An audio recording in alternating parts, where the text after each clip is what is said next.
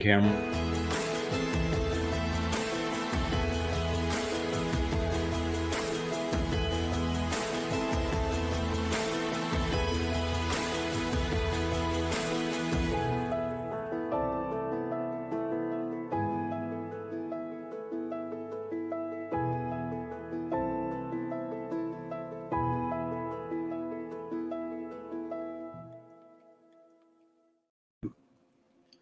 Welcome to our library studio here as part of the YAHOWAH blog. I'm your host, Craig Winn. This is a continuation of our Chakmah Choter series. For those who are unaware, the Choter is the most interesting person in prophecy. And this is because there are so many almost incredible statements that are made regarding him.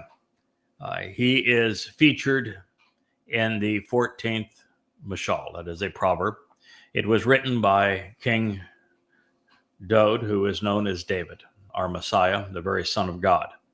And he went out of his way using Chakmah 8 different times to say that this individual and also his wife would be exceptionally intelligent. And Daud is insistent that people recognize the arrival of the Choter because he does something marvelous as it relates to our Messiah. And that is, he restores his position in God's plan and family, that of our Savior. You see, this Choter was the first to assess that the entire story of Jesus is nothing but a myth. Jesus never existed. He was conceived by Paul in 52 CE by robbing 2 individuals, one real, one not.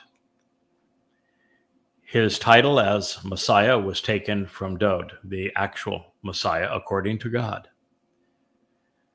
His title, Son of God, was also robbed from Daud, who Yahweh says on 3 occasions that Daud is his beloved son. The title of king was also pilfered from Daud, who was and will be the king of Israel and the world. The title of Savior was also stolen from Daud, who Yahweh says is our Yasha, the one who saved us by fulfilling Pesach, Matzah, and Makotim in 33 CE. The notion of being crucified by the Romans on Passover, yes, again, part of the identity theft that was used to create the myth of Jesus, because David, described his own crucifixion in fulfilling Passover 1,000 years before he endured it. 700 years before Rome even existed. And almost as many years before crucifixion using nails was invented. And yet he describes that form of death biologically, explaining precisely how it kills. One of the most amazing of all prophecies. It's in the 22nd Mizmor or Psalm, written in first person by Daud. All of that was stolen to create this myth. The other character that was pilfered is Dionysus.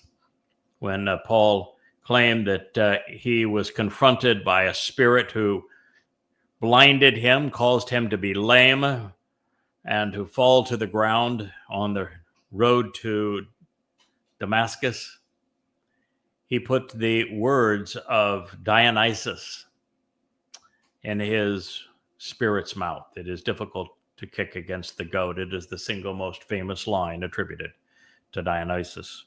The very notion of a dying and resurrected God, a man being seen as God, was also pilfered from Dionysus. And so being the first to recognize that Jesus never existed, that he is nothing but a crude counterfeit of David with a little slathering of the pagan Dionysus, I opened people's minds to recognizing an even more profound truth. That David was and will be our king. That he is the only one that Yahowah called my Messiah, anointing him 3 times for his 3 lives. That he is the one person that Yahowah said, he is my son, I am his father. Additionally, he called Dod his firstborn. Dod is the chosen one, according to God. He is the one who is most set apart, again, according to God.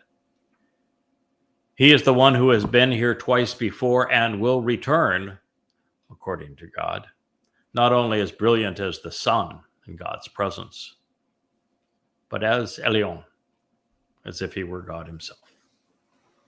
All of this God claims on behalf of Dod. He goes so far in speaking of Dod in the 89th Psalm that he says that those who denounce or deny any of the claims that Yahowah has made on behalf of his beloved son, our Messiah, the King, Dod David, are calling God a liar. Christianity exists to call God a liar. So does Judaism. So does Islam, but that's another story. Now, determining this, which is the greatest discovery in human history, is part of the Chakmah of the Choter. And the Choter is then represented in one of the most profoundly important and unique prophecies in the whole of Yahowah's prophetic portrayal. It is in Yahowah, the most prolific of the prophets, in his 11th chapter. You can read it in the Dead Sea Scrolls, called the Great Isaiah Scroll. It's the only scroll found in its entirety. And in the 11th chapter of Yahowah, Isaiah, it says that the Choter is the one man in all of human history that is the beneficiary of the 7 spirits of Yahowah, including the very Ruach of Yahowah. And that he is bequeathed indeed with the spirit of Chakmah, of supreme intelligence, of being the first to put the pieces together to understand. He has the spirit of Etzah, being the one who is able to frame the entire story from beginning to end, and to know exactly how God's play plays out from creation to our return to the garden. He is, according to God, bequeathed with the spirit of Gabora, which is extreme courage and boldness, a fighter, not a pacifist, a man who will not surrender under any circumstances, a man that takes after Dod. He is the spirit of knowledge, of extreme knowledge, because you must have all of the pieces of the puzzle available to you and know where they are, what they say, before you can even apply your intelligence or your sense of understanding to them, before you can frame the issue. He also has the spirit of great respect and reverence for Yahowah and his name, more so than anyone who has come before, which is why he is the one who reintroduced Yahowah's name to the world. It says that this man will be a parah, which is a very productive bull. He is the parah of Numbers 19. Perhaps you've heard of it. It's entitled the Adamah Parah, which is thought to be the red heifer. I might be a little chubby, but I'm not a cow.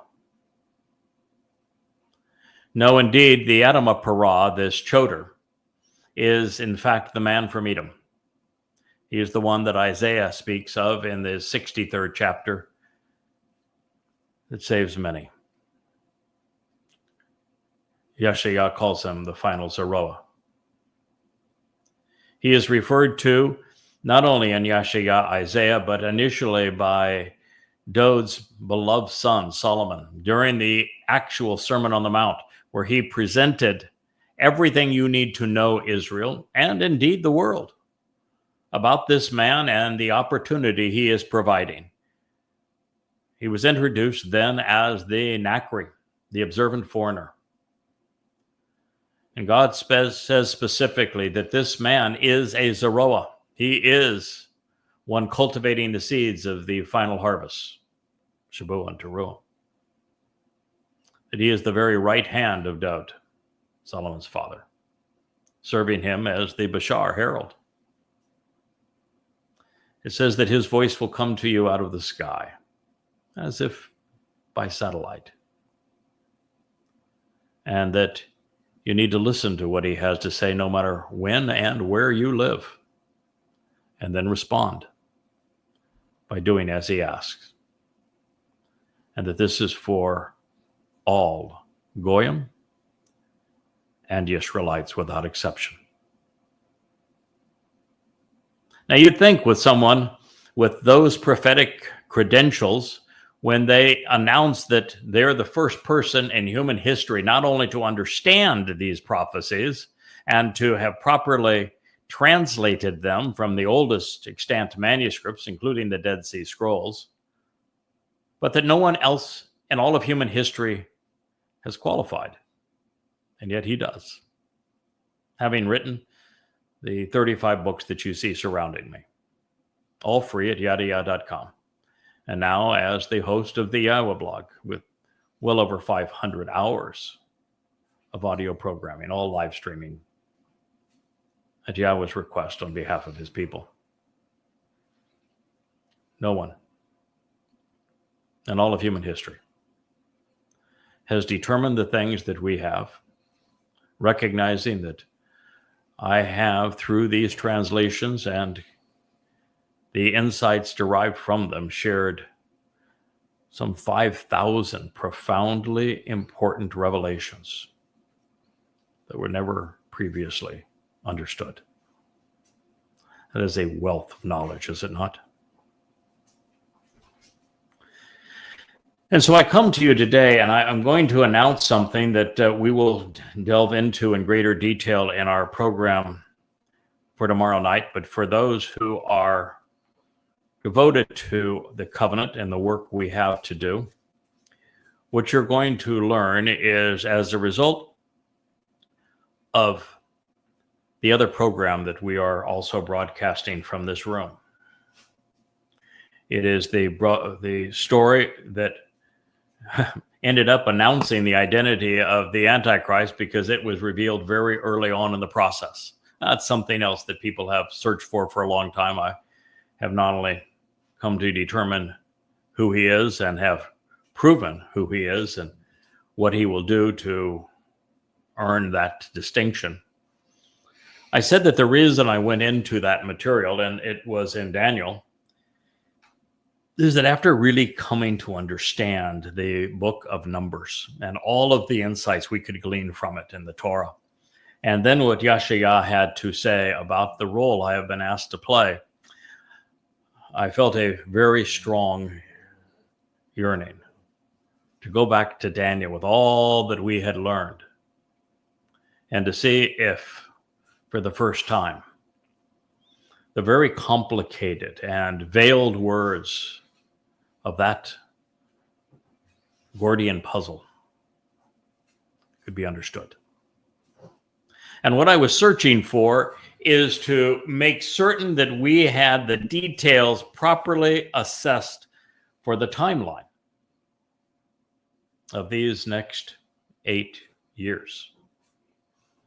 And in previous programs now, I have shared the exact day that the Torahless one, whom I'm calling the Antichrist just to get your attention, will arrive in Jerusalem to establish his credentials as supreme ruler of certainly that part of the world and maybe even more. 29 January 2030. I have explained to you that 45 days later, on the Ides of March, 15th of March of 2030, that this man, who was none other than Donald J. Trump, is going to announce that he's God. 33 days thereafter, the two witnesses will arrive. They are Yada and Elia. They will appear on Pesach, Passover, also in 2030, which is the 18th of April.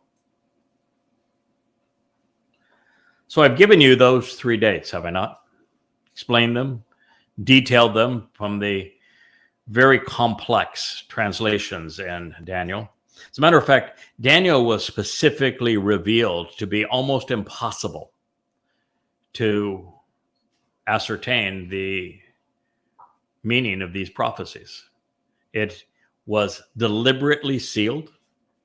Daniel was told that no one would understand what was being conveyed until the restoring witness, at the very last moment that is available for people to appreciate these events, will finally be able to discern what is being said. And that is why I have been diligently working on it, why we've gone down to one YAHOWAH vlog a day, and that I'm spending almost all of my time now translating what is an exceptionally difficult text, and deliberately so. I spent all day today on 2 verses, but oh my, the treasure they delivered. This is extremely challenging work, right? I can tell you that today I have a headache that is bigger than that ocean that you've been seeing through our roving cam. I think it's right now on the Wookmeister with Asher down there having a ball on their new a toy that is a lion, larger than Wookiee, of course, but Wookiee views himself as the Lion of Judah.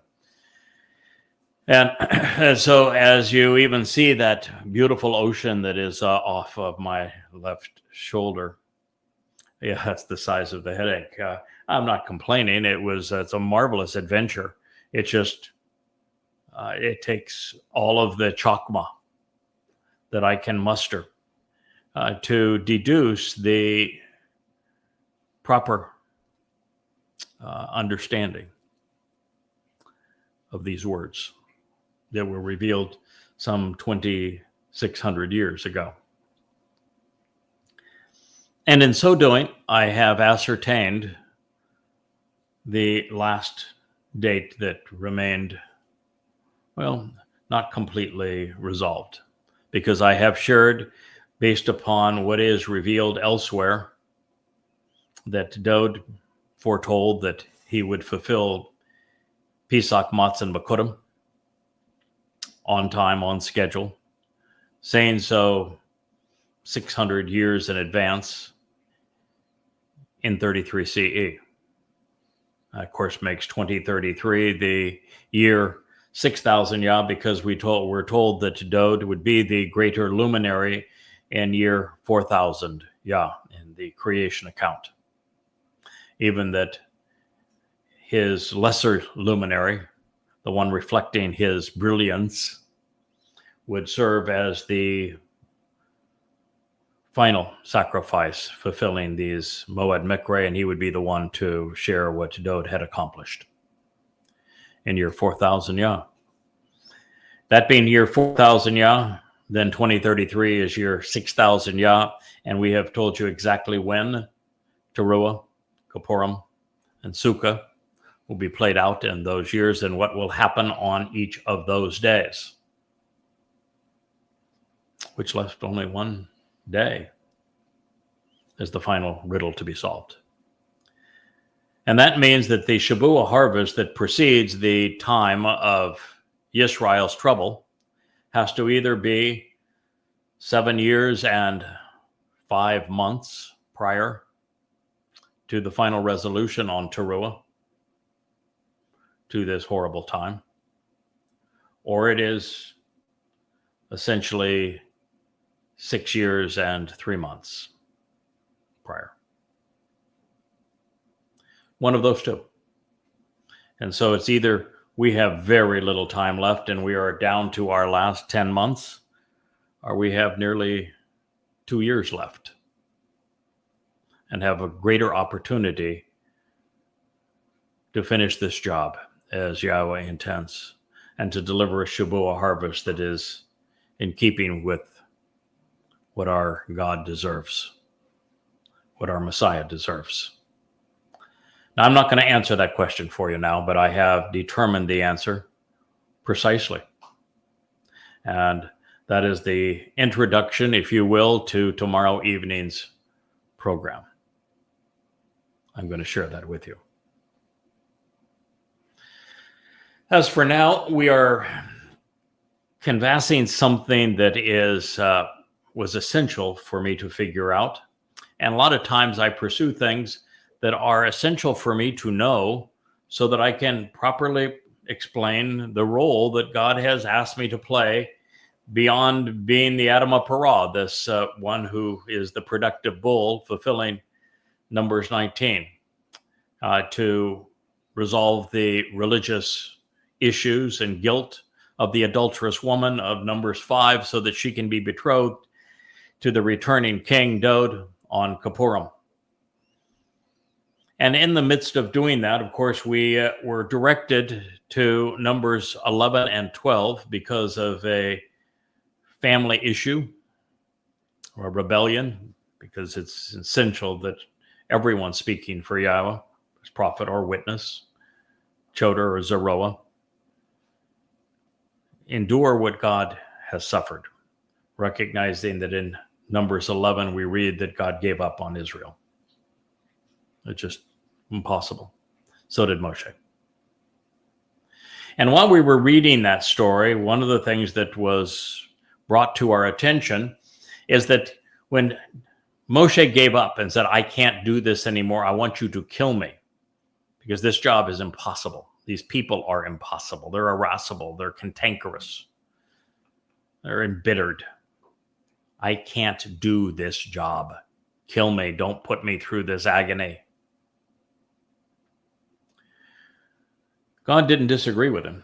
He didn't say, no, Moshe, come on, you're overreacting. They're not that bad. You know, there's redeeming aspects of them.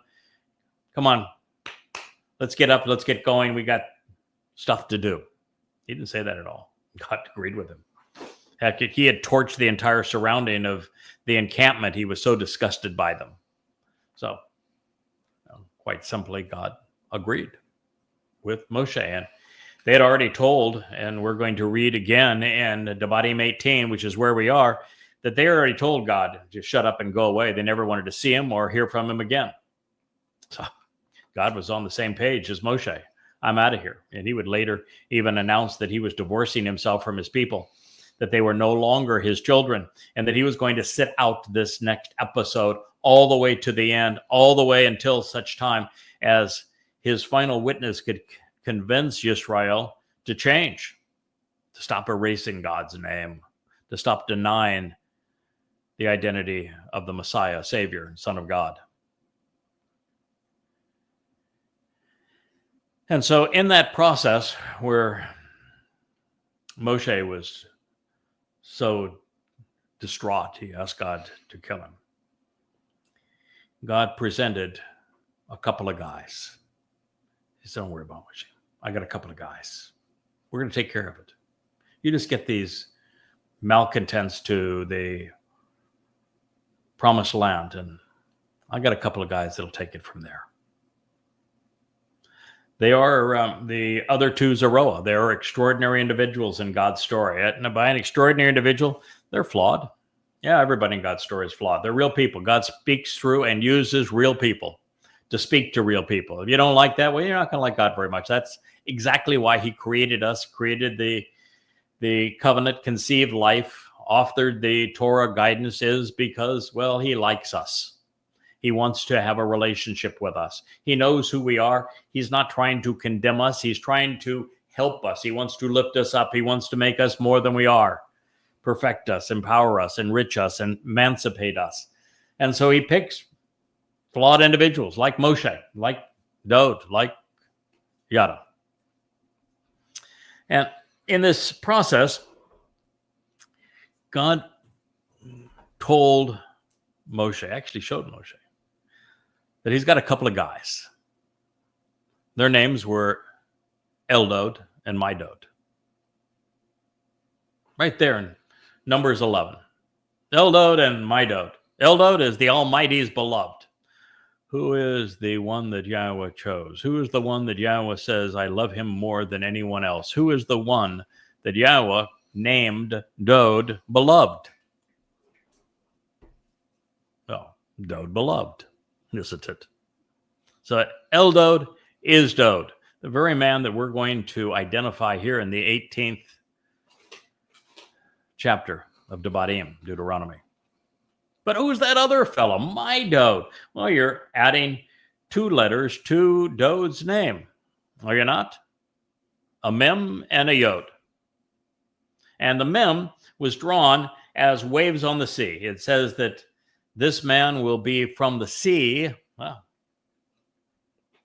I point to camera left. There is the Caribbean Sea. I'm in the midst of it. But sea means he's going to be a Gentile. That Midod will be a Gentile, and that waters will be associated with him, both cleansing waters and life-giving waters, because that is the essence of what happens pursuant to the Adamah Parah and the fulfillment of that prophecy on Towrah. Copious amounts of water are released from the Temple Mount beneath the sacrifice of the Adamah Parah to cleanse God's people and to provide them with new life. And the other letter in that name is a yod. And the yod is a hand, arm, reaching down and out with an open hand. It is to reach out and lift you up. It also means that Midod serves as Dod's right hand. And so there is Midod and there is Eldod, and as we hear what Yahweh says about them, he says that they were acting as prophets. He used the verb for prophets, naba, as opposed to nabi, which is the noun, the title. They were engaged in prophecy. And so with Midod, engaged in prophecy, and Eldod, and I've always known that Dod was a prophet. He is one of the most prolific of all the prophets, I think maybe second only to Yeshayah in the wealth of prophecy that he has offered us. And that Midod is his herald, Yada. But both are acting in the roles of prophets. And that was not comfortable for me. Now, you might think that, oh, wow, you've got all these accolades, all of these titles, and they just keep on coming. I mean, every day that I do a new translation, you're finding God's referencing this role in yet another place and another way, all with descriptive titles. And you might say, well, that's about as good as they come prophet. No, it's not. No, it's not. Not by a million miles, it's not. Why? Well, the beloved titles are Son of God. Fortunately, Yahweh does refer to his Nakar as his son. So that title comes with the job. You would think so, because that's what God's trying to do in the covenant family. Next to Son of God, chosen one, that's Dod's. Messiah, anointed Messiah, that's Dod's. Zeroah happens to be one of the best. It's shared with 3 men, Moshe, Dod, and Yada. Shepherd is another wonderful title. King is Dod's title. But prophet is not one that you want. And I was really happy. We're calling this series Chakmah Choter. Choter is a secondary stem off or a stem off the main branch. The main branch is Dode. And so this is the job requires one being a stem off the main branch of Dode. Pretty cool. Like that. It's a sucker. Now, a lot of people think, well, sucker is a pejorative. No, a sucker is what gives, particularly an olive tree, the fallen stump or the old rootstock new life, making it productive again. Sucker is a really good thing pursuant to old olive trees. That's a really good term. Nakri is kind of a fun term because after searching for a Israelite that could actually do this job and awaken God's people, getting them to shub, change, accept Yahweh's name again, and embrace his beloved son and savior, our savior Dode, he said, I couldn't find one. So I chose an observant foreigner. Nakri and Nakar mean observant foreigner. Pretty cool title considering the description that is offered. But Nabi? No. Why? What would you say? Well, there were about 20 Nabi that played a profound role in offering prophecy. They have books that are named after them. Yashayah, of course, is a great one. Dode was a prophet in this regard. Zechariah, Malachi, Yirmiah, Zechariah, they're all great prophets. Hosea, Chabauk. These are wonderful prophets. And they all, Yoel, they all wrote under their own name and Yahweh's name, of course, what they knew of the past, present, and future. And we have the benefit of learning from them. Can you name a story of one of those prophets who was well received by Israel? Take Moshe.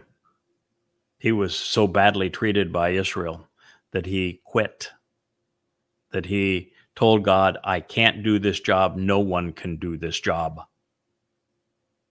He was so bad, he asked God to kill him. So no, you didn't treat Moshe very well. You didn't treat Dode very well. He had a terrible uprising against him, tried to overthrow him. You had the king that the people wanted try to hunt him down and kill him. So no, you didn't treat Dode very well, did you? Yashayah tried to kill. There's not a single prophet that you treated well. In fact, you don't treat God well. You told him to go away and shut up. You never wanted to see or hear from him again. So being a Nabi is not exactly something that one would aspire to and say, oh, I want to be treated like crap by Israel. That sounds like a really fun thing to do. Well, they're off committing suicide, and I'm trying to tell them don't do that, and I'm risking my life and will actually give my life to save them. What's better than being spit in the face and attacked by those you're trying to save? No, one does not seek the title Nabi. And I was of the perception that a prophet must be right on everything they say. Errant errant interpretation of the very passage that we're pursuing here in Devarim 18. Doesn't say that at all. And you know why it can't be true? I should have thought it through. Everything that Moshe said wasn't true. You can't attack God for putting you in an impossible position and then quit and express your frustration and anger in quitting and have everything you say be right. Every time that the children of Israel confronted Moshe and grumbled, never once did he turn to them, look them in the eye, and say, shut up. You're miserable. Stop it. Start appreciating what God has given you. Do you understand the situation you're in? Do you understand the opportunity you have been given? Shut up, back away, and start listening rather than mocking me and him. Never once. Dode complained a lot about the nature of the way he was being treated, but when it really came down to it and he was on the run, he ran. Dode said a lot of things and did a lot of things that were invalid. Both are profoundly important prophets. Shamuel and Yeshayah are both exceedingly important prophets, and both of them had a moment where it's been disclosed that they flat out got it wrong. Well, there's multiple for Shamuel. He tried to convince God that he had the wrong guy to be the Messiah. And then when the people chose Saul, over him as a judge, he went to God and said, I have failed you. And God had to correct him and say, no, you haven't. They rejected me, not you. And Dode was given any number of tests by God, opportunities to do the right thing, and he did the wrong thing. And God pointed it out to us. So therefore, you've got three of the most important people along the way, and we have evidence that even though they were profoundly important prophets, they didn't get everything right. To work with God, you're learning on the job. It would be absurd for God to use humans in any other way. If God just said, all right, you're my guy, I'm giving you a data dump. Every time you open your mouth, you're going to be flapping your lips for me. I'm going to speak through you. You're just nothing but an object. Just go along with the program, get some sleep, wake up, and either write or talk to my people. And you don't have to think about it because I'm just giving you a total data dump. You're essentially a microphone. What's the purpose in that? What's the fun in that? What's the growth in that? Where's there a relationship there? How is that symbolic of how we're going to spend our eternity, where we explore and learn together and do things together? How is that symbolic of how a family works? Don't you, with your children, start by teaching your children? And don't your children learn? And don't they grow and over time have more interesting conversations and more accurate perceptions as you have taught them and guided them? That's the same way that YAHOWAH works. Dode didn't start as the powerful and intellectual orator of the Mizmor and Mashal. Moshe did not begin as the great liberator. He began by saying, well, I don't think very clearly. I won't do this. So no. You grow. Moshe would even grow past this moment of his meltdown. We all do. That's what YAHOWAH wants. He wants to show that it is possible for we humans to learn about him, to respond to him, to listen to him, to observe what he has to say, and to grow. And so in that process, we are going to make mistakes that we have the opportunity to correct. And what I learned is that the definition of a prophet is not inerrancy. It has far more to do with other characteristics, one of which is the fact that they speak in YAHOWAH's name, which means the idiots that wrote the Christian New Testament were not prophets. They didn't speak for God. They didn't write in YAHOWAH's name. The Talmud doesn't have a single prophet. They didn't write in YAHOWAH's name.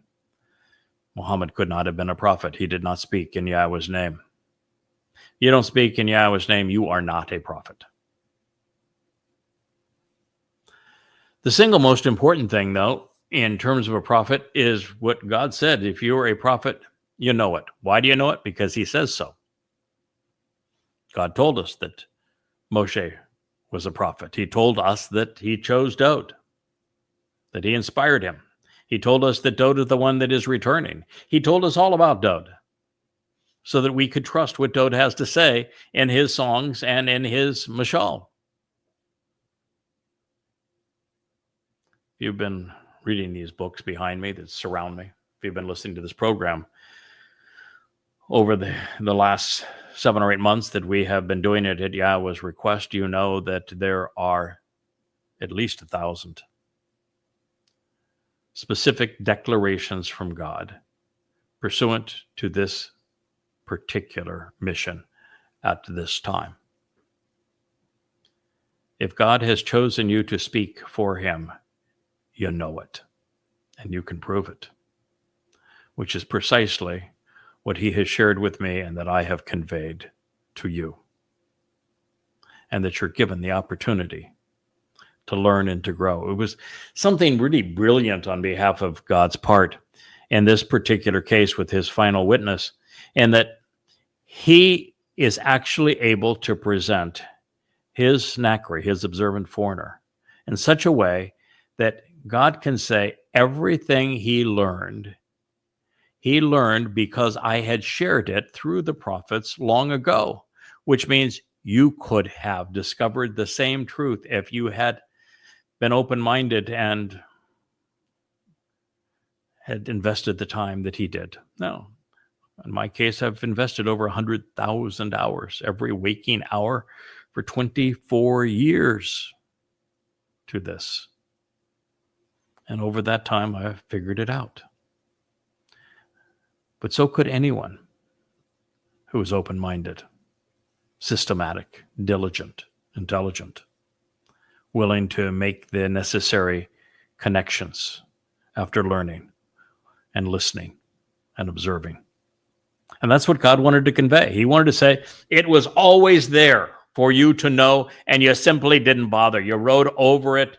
You distracted people away from it. You let people corrupt it. You just didn't focus on what I gave you. And so that was the brilliance of it. We have grown together. We have learned together. We have enjoyed a marvelous relationship. He is my teacher. I am his student. And now I am your teacher. And you are my students. That is the way this works. Now, many, having listened to what I said in the last program on Chakmah Choter, where God delineated the numerous things that he despised, that he called not only an abomination, but crappy. He described being religious as being covered in dung. And so there are those who are going to chafe at this realization and say that, how can God be this intolerant? And societal condition makes it difficult for the believers in these systems to accept that Yahweh is repulsed, absolutely disgusted by the religious and political.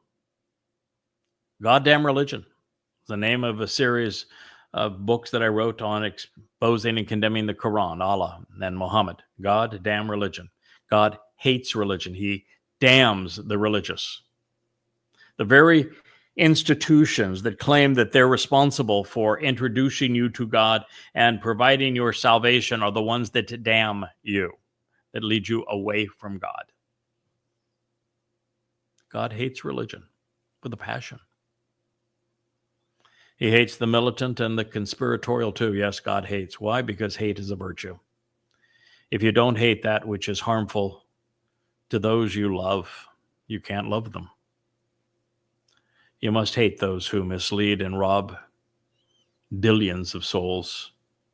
You must hate rape and the rapist, pedophilia and the pedophile, arson and the arsonist, murder and the mass murderer, terror and the terrorist, incest and the incestuous. These are all things that one must despise to show any degree of compassion for their victims. God hates religion. It's the deadliest crime ever perpetrated on humanity. And yet, God does not preclude people from pursuing religious faith or of believing it, because he is the proponent of free will. And you might say, well, that means that 99.99% of people have no opportunity to enter heaven.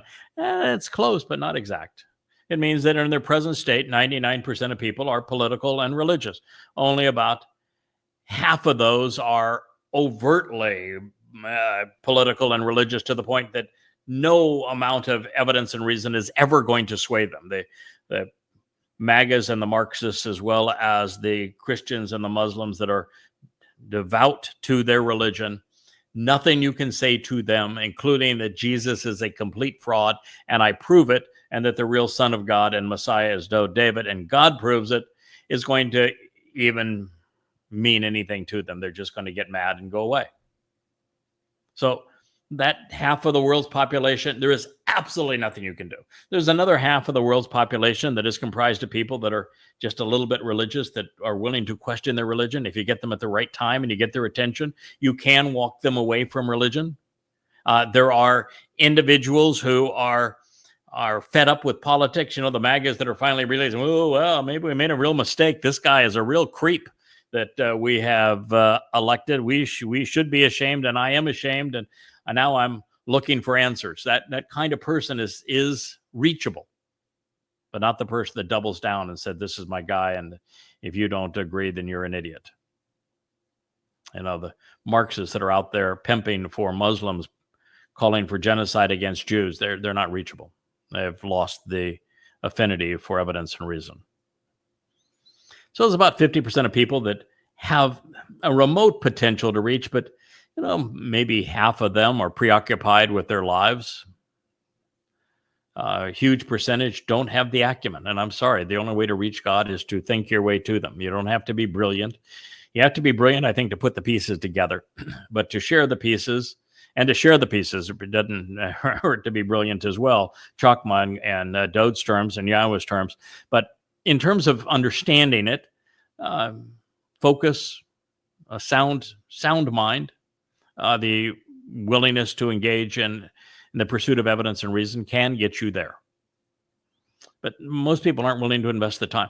These books took me 24 years to write. If you were to devote 3 hours a night to them between now, starting now, it would take you a full year to read through them. And you need that knowledge. It's a full year of your time, 3 hours a day over that period of time. Are you willing to invest that time for your soul, for the soul of those you love? Most would say no. And so that diminishes a number of people that can potentially reach Yahowah and find him, come to know him. So there are lots of different things that cut the potential of those who will respond favorably to what we're sharing down, such that it's going to be, as we shared in our last program, and God wrote in stone, etched in stone actually, that the number of people who are going to receive the benefits of his covenant and his mercy, that he's going to reciprocate in love, are thousands. He said thousands. Do you know what thousands are amongst the 8 billion souls that are alive today? Well, thousands among billions is 1 in a million, which means he's delineating that there'll be 8,000. Now, it could be more than that, because that means that there's 8 billion alive today, but over this longer period of time that this information was given, that opens it up. So it may be 10, 12 billion, or 10 to 12,000 overall. And for those who are already having a conniption fit, says, well, that's just not fair to the person living in, Guyana or the Congo that never had access to this information. God's not being fair. What do you mean it's not being fair? You think that they aren't appreciative of the fact that they were given life? Who gave them that life? Who conceived them to be intelligent, to have hands that and opposable fingers and thumbs, eyes to see, ears to hear, mouths to communicate, to be an upright creature? Who gave them life, this opportunity? He's not taking away their life. He's giving them their life. He conceived them with free will. He conceived them as humans with a nasalma, which is a conscience that enables you to deduce right and wrong. And today, by the way, there are 8 billion smartphones out there, and every one of those smartphones can access these blogs, which are specifically designed for them, as also YAHOWAH.com, which is free, which is where all of these books reside, which is also done in such a way that they read beautifully on a smartphone. But God's not cheating those people out of anything. In fact, he's giving them something. He gave them life. He gave them a planet to thrive on and every opportunity in the world. And he is not taking anything from them. At the end, God's not saying, if you don't know me and love me and obey me and all that kind of stuff, you're going to hell and I'm going to torture you forever. He's not saying that at all. He's saying, I gave you life. Live your life. Make your choices. Whatever you decide, okay. In the end, there will be 3 destinations for human souls. The overwhelming preponderance, including that poor guy out there in Guyana or the Congo that you're so worried about, at the end of his life, his soul simply dissipates into nothingness. No penalty, no reward.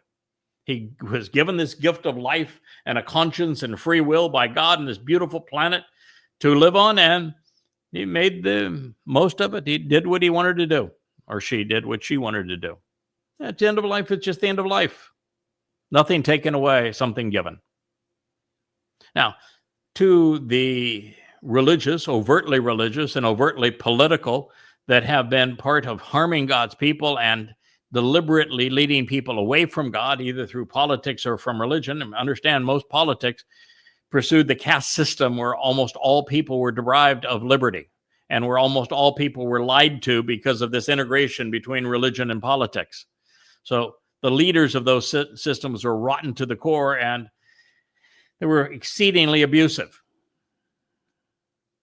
But the fact remains that those who have deliberately led people away from God, the people who are now promoting MAGA, knowing that Trump is an overt liar and that he is demonic in his attitude towards people, and that he is a sexual pervert, and you're still promoting him, then you deserve a different fate than having your soul simply dissipate to nothing. If you're promoting your Christianity or your Islam or your Marxism, and it is harmful to God's people, well, you've earned another fate, and that's a trip into Sheol.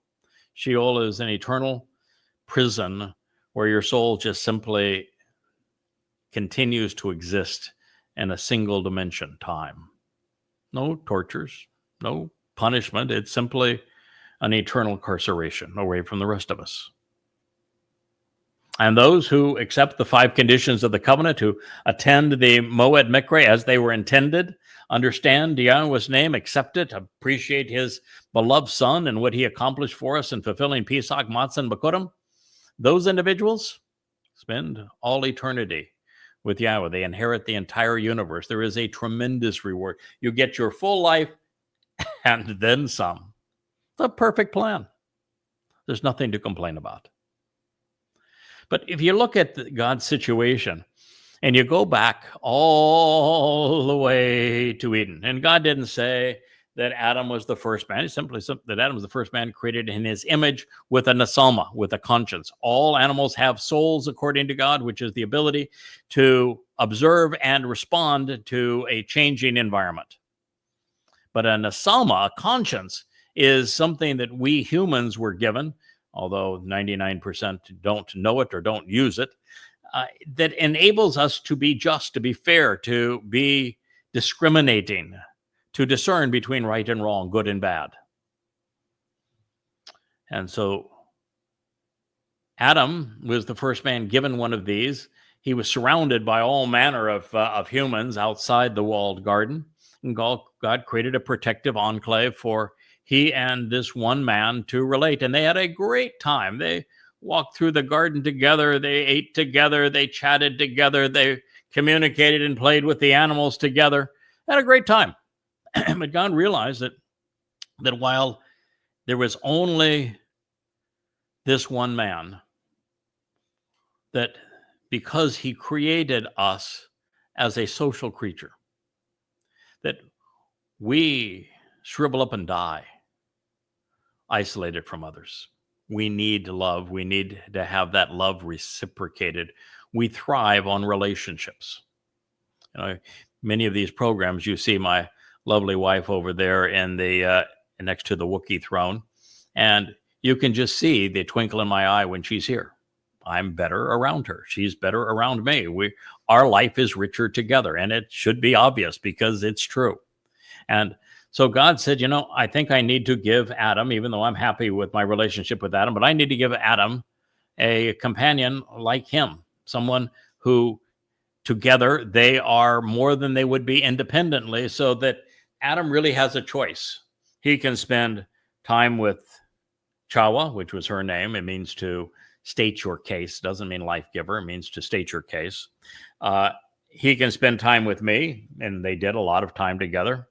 All three of us can spend time together, but at least Adam doesn't go crazy if he chooses not God, which, that's not much of a choice, right? It didn't work out very well. God knew it wouldn't work out very well, but it was still part of the plan, because by it not working out well and us understanding what actually transpired in that garden, I've done a whole series of shows called In the Garden. It's really one of the most marvelously insightful series we've done so far, that God laid out what it is that he is offering us, because he's trying to bring us back to the garden. But if you look at the garden, God was happy with one. He was happy with two. You look at the situation with the ark and with Noah and his sons. He was happy with Noah and the 7 additions between wives and sons, 8 people. I was delighted with that. Reaffirmed the covenant with that, gave him a rainbow because of that, saved all the animals together with him. And that was a regional flood, by the way. He describes exactly how it began with an upwelling of deep seawater and the region that it occurred in, and explains the exact reason that it had to occur, which was that he had to wipe out the humans that were now inbreeding and received an asalma from the first man and woman in the garden, and made them treacherous like Hamas. In fact, he uses the term Hamas to describe them. And then you go down the road, and you find that Yahweh was delighted with Adam and Sarah. But he wanted Adam and Sarah to experience what he wanted to achieve, which was to have a family, and they went and screwed it up. They said, "Oh, well, we'll have a sex slave produce you a son. That'd be Ishmael through Hagar." And they said, "Okay, that'll be our inheritance and our son." And God said, "Are you out of your minds?" No. By the way, the very fact that God said no to that, and clearly said no to it, means that Paul lied when he wrote his first letter to the Galatians, where he claimed otherwise. It makes Paul an absolute, unequivocal liar. The very foundation of his new covenant is a lie. Anyway, God says, no, we're not going to do that. He says, it's going to be Sarah over here that's going to have your kid. Pay attention to your wife. Do as she asks, and, make a kid. And by the way, when you make a kid, you're going to call that kid Laughter, Yishak, because what the heck? It is pretty funny what we're going to do together, and we're going to have a good time. And so they became a threesome, and God was delighted with the 3 of them. Delighted. And, Yishak went off. He had a couple of boys. There was a good one and a bad one. And rather than saying, got to have more, we're going to make it, even though Esau is kind of a curmudgeon here. I'm not going to make it. I'm not going to exclude him because the family's too small. I want a crowd, man. I want an empire. I'm not looking for a small family. No, we need No, he said no. Says get rid of Esau. No. Esau comes back into the picture through the man from Edom, and we have the family reconciled again. But it takes some time to get to that point. So God is saying, no, it's just fine. We'll do this with Jacob. And Jacob then has 12 sons, and God's delighted with the 12 sons, even though the 12 sons were not that delightful. They weren't nice at all. They were really mean to each other and to others. But the 12, that was just fine with God. And the 12 then became many, with hundreds of thousands. But when God, just to give you an idea, the fact that God's not looking for a crowd. I think God might even be a little bit of an introvert, to tell you the truth. But to show you that God's not looking for a crowd. The children of Israel get all huffy and religious and cantankerous. And by the time that you pass through Numbers 11 and 12 in the Great Revolt, where Moshe gives up, and then the horrid scene where Miriam attacks Moshe's wife and then says that she and Aaron also speak for God, and God says, hell no, you don't. No. And it's a rebuke really of the Talmud and of course the Christian New Testament, saying those who speak for me, they know it because I declare it. And that leads right to the episode of the spies, where the Israelites were asked to send a member of every tribe into the promised land and to just see indeed how beautiful it was. And they came back, and all but two of them were shaking in their sandals. Oh, they're big giants. We're terrible in there. God's going to send us in there. We're all going to get killed. We're not going. We want to go back to Egypt. And God said, screw you. Hey, really, screw you. I don't need you. And for that, here's what we're going to do. All of you are going to die. That first generation I took out of Mitzrayim, you're all going to pass away. There's only going to be two of you who get to go into the promised land. Two. Caleb, which is all heart in Hebrew, which means super judgmental in Hebrew. Actually, it's also the Hebrew word for dog. And Yahusha, it should be the most correct way to say it. Yahusha ben Nun, he was Moshe's successor. His name means Yahweh saves. The two of them, that was it. So do you think God is looking for a big crowd? I think not.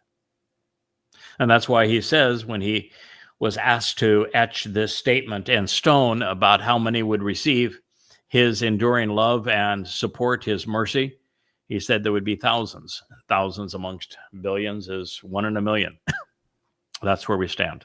So if you're looking for a God that loves everybody and wants everybody included into heaven, and that your dearly departed are all in heaven looking down on you, that's a religious fantasy, having nothing to do with Yahweh.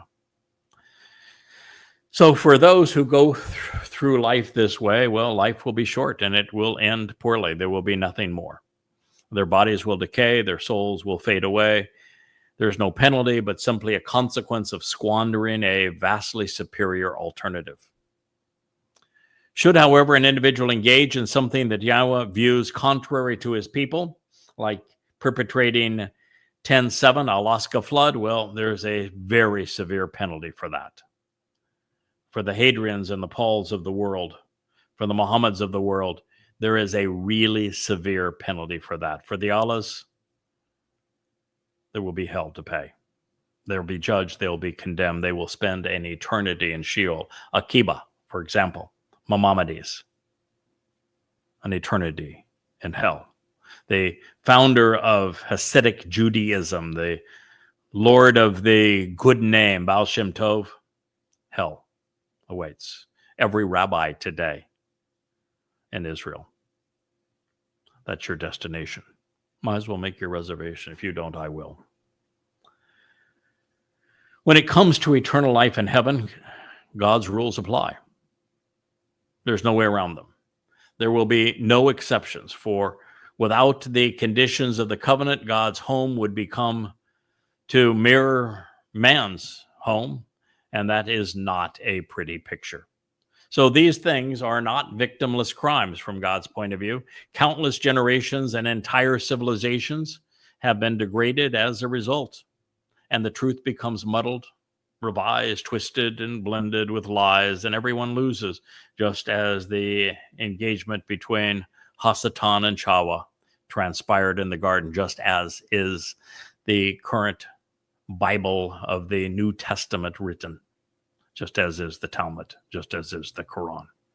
Nothing but muddled, revised, twisted, and blended tales. It's Babel, to confound and intermix. The concluding statement of that prophecy that we shared in our last program ends with Galal Toiba. Mankind's political and religious ways are being equated to, yes, I'm going to say it, bullshit.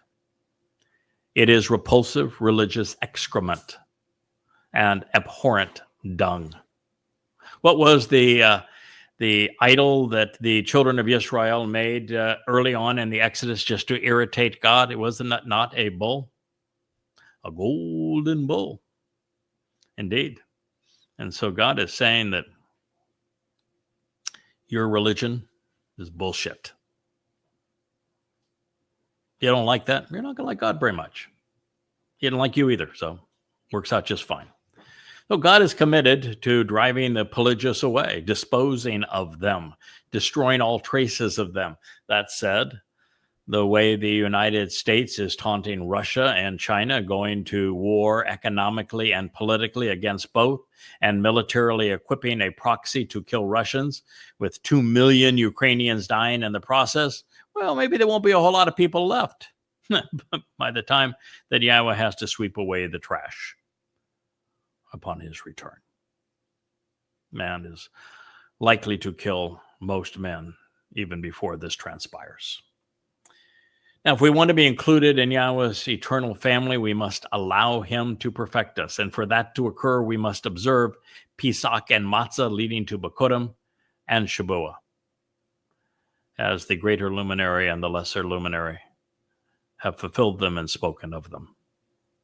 I will share this passage with you, and we will then conclude to this program and pick it up from this point tomorrow.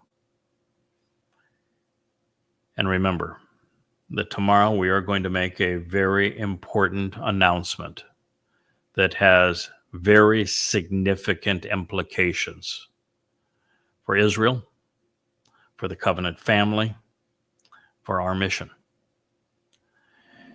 You can actually become completely and continually perfected by being consistently right with Yahweh, your God. 18:3 of Devarim, Deuteronomy.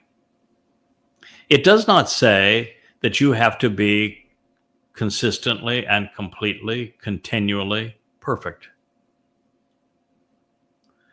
Tamim Haya means that you can be perfected by God.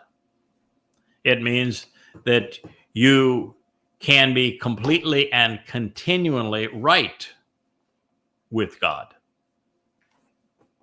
So this is really an insightful thing. It means that there is a way to approach God that is perfecting, and that leaves those of us who avail ourselves of this opportunity that God has provided in a situation where we are perfected. And if you're perfected with God, then you don't even have to have God save you. You don't have to worry about your salvation if God has provided and you have capitalized on the means to perfection. This is the brilliance of what God achieved on Matzah. It's something that I did not understand until a matter of a few years ago, but matzah is really an ingenious plan for Yahweh, and it speaks right to this. You see, what God provided on matzah was for Dode after he fulfilled Pesach as the Passover lamb in year 4000 Yah, 33 CE. And his corporeal body was sacrificed. His corporeal body didn't mean squat to him. His soul is all that he cared about. He was more than happy to sacrifice this corporeal body because, as I said, he had already gone 1,000 years without one, and he is now enjoying another 2,000 years without one. He will don another as he returns, but it's going to be an extraordinary one. Bodies are limiting. You can't get into the seventh dimension with a body. You can't really get off this planet and go much past the moon with a body. Bodies are terribly limiting. You can't even approach the speed of light with a body.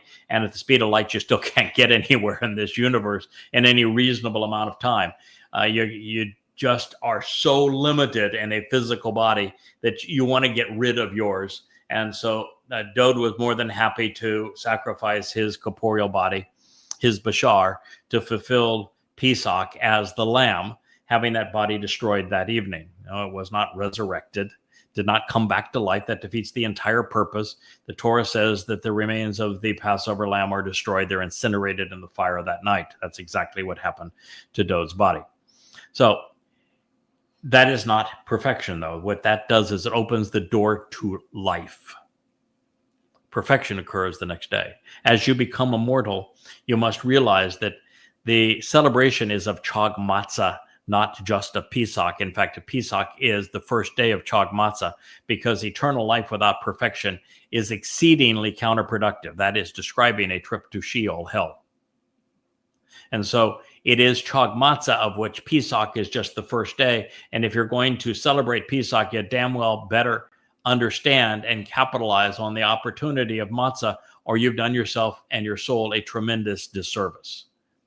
On matzah, which is unyeasted bread, this fungus of religious and political corruption is removed from us.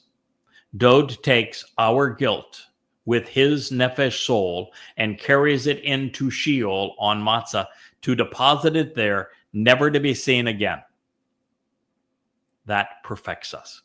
With all of our guilt gone, we look perfect to God. In fact, we are perfect to God. There is no reason to save us. We don't need saving at that point, because God views us as perfect, because all of our guilt is gone.